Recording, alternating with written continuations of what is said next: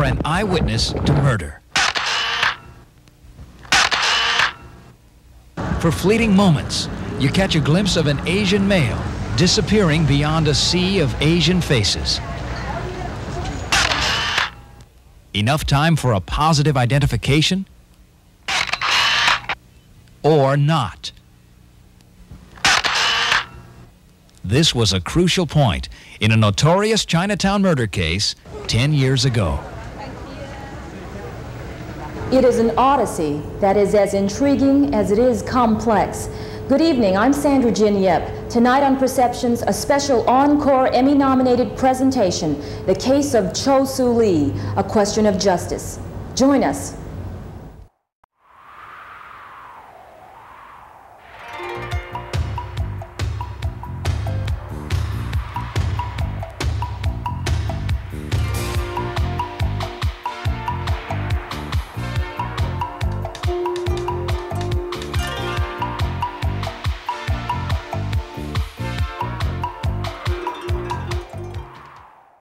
It was about a year ago when Chol Soo Lee was released from prison after spending 10 years of his life behind bars.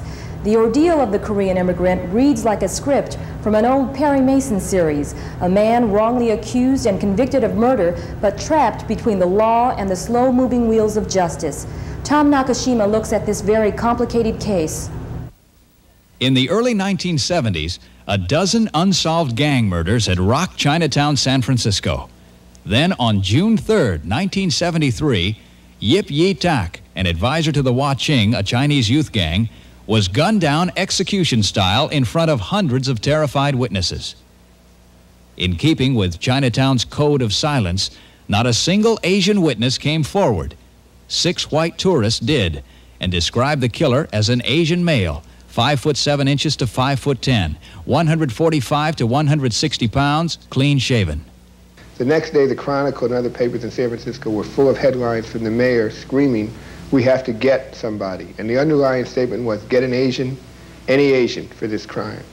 And to me, and to many of us in the case, that means the case began in racism. 4 days later, Chol Soo Lee, a Korean immigrant who at the time was about 5'2", 120 pounds with a mustache, was arrested at his nearby rooming house.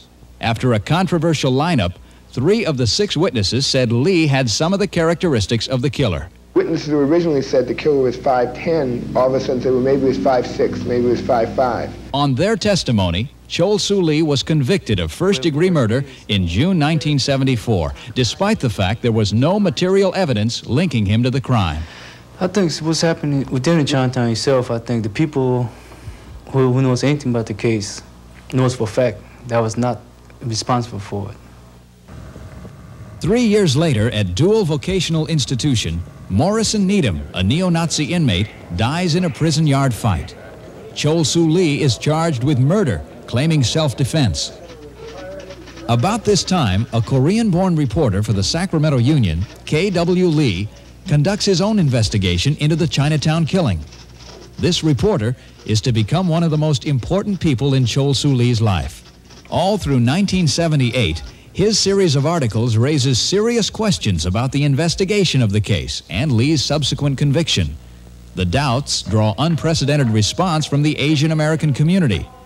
The Chol Soo Lee Defense Committee is formed, and Asians from New York to Hawaii are soon to respond. By October, a secret witness comes forward to say Chol Soo Lee was not the murderer and that the real killer is known to many in Chinatown.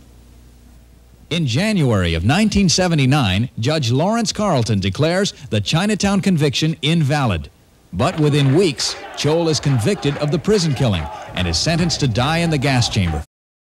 Finally, in August 1982, Chol Soo Lee is retried for the murder of Yip Yi Tak 9 years earlier and is found not guilty. We really want to show the people, the judge, the court system, the prison system, that we're continued and determined to fight.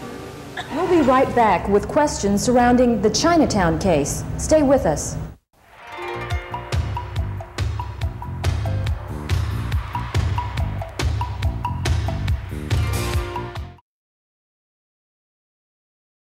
The fate of Chol Soo Lee was determined the night of June 3rd, 1973. It incident was the beginning of a mystery that would take years to unravel. Chol Soo Lee's plot